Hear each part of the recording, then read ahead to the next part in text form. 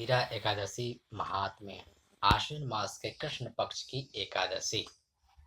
युधिष्ठिर बोले कि हे भगवान, अब आप कृपा पूर्वक आश्विन मास की कृष्ण पक्ष की एकादशी की कथा को कहिए।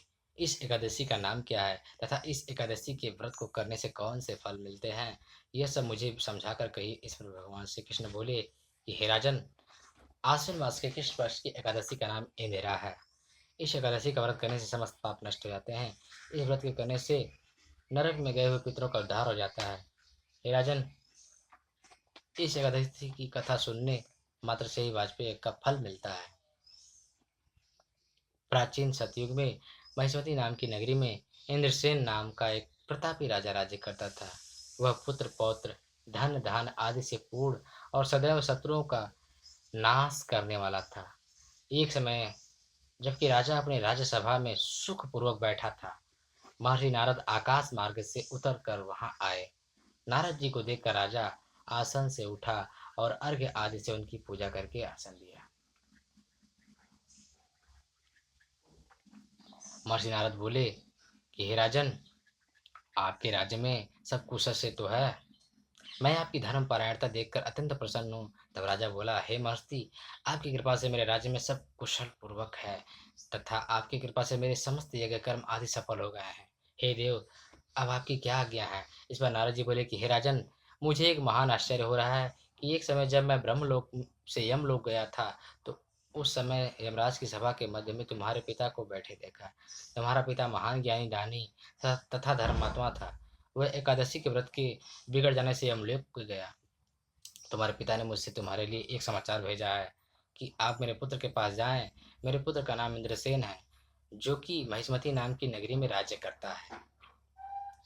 मुझे किसी पूर्व जन्म के बुरे कर्म के कारण ही यह लोक मिला है। यदि मेरा पुत्र इंद्रसेन आश्विन मास के कृष्ण पक्ष की इंदिरा एकादशी का व्रत करे और उस व्रत के फल को मुझे दे दे तो मेरी मुक्ति हो जाए। इस लोक से छुटकर मैं स्वर्ग लोक में वास करूंगा। जब राजा ने महर्षि नारद जी से पिता के ऐसे दुखपूर्ण वाक्यों को सुना, तो उसे महान दुख हुआ और इंदिरा एकादशी के व्रत की विधि पूछने लगा। जब राजा ने महर्षि नारद जी से पिता के ऐसे दुखपूर्ण वाक्य को सुना, तो उसे महान दुख हुआ और इंदिरा एकादशी के व्रत की विधि पूछने लगा कि हे नारद जी, अब आप मुझे इस एकादशी के व्रत की विधि बताइए। इस पर नारद जी बोले कि हे राजन, आश्विन मास के कृष्ण पक्ष की दशमी के दिन प्रातः काल श्रद्धा सहित स्नान करना चाहिए। इसके पश्चात दोपहर को भी स्नान करना चाहिए। उस समय जल से निकलकर श्रद्धापूर्वक पितरों का श्राद्ध करें और उस दिन एक समय भोजन करें तथा रात्रि को पृथ्वी पर शयन करें।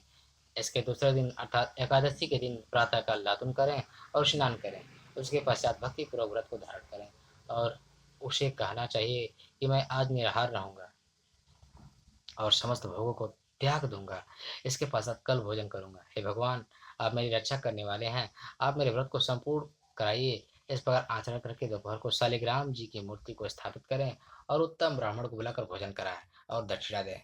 भोजन में से कुछ शिष्य को गौ को दे दें और विष्णु भगवान की धूप दीप नैवेद्य आदि से पूजा करें और रात्रि को जागरण करें। इसके उपरांत द्वादशी के दिन मौन होकर बंधु बांधव सहित भोजन करें। हे राजन, यह इंदिरा एकादशी के व्रत की विधि है।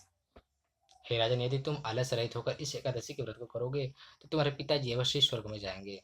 महर्षि नारद जी राजा को यह उपदेश देकर अंतर ध्यान हो गए।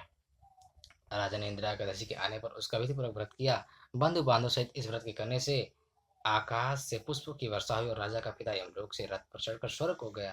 राजा इंद्रसेन भी इस एकादशी के प्रभाव से इस लोक में सुख भोग कर अंतिम स्वर्ग को लोक को गया। भगवान श्री कृष्ण कहते हैं कि हे धर्मराज युधिष्ठिर, यह मैंने तुम्हारे सामने इंदिरा एकादशी का महात्म्य वर्णन किया है। इस कथा के पढ़ने व सुनने मात्र से ही समस्त पाप नष्ट हो जाते हैं और अंत में मनुष्य स्वर्ग लोक में जाकर वास करता है।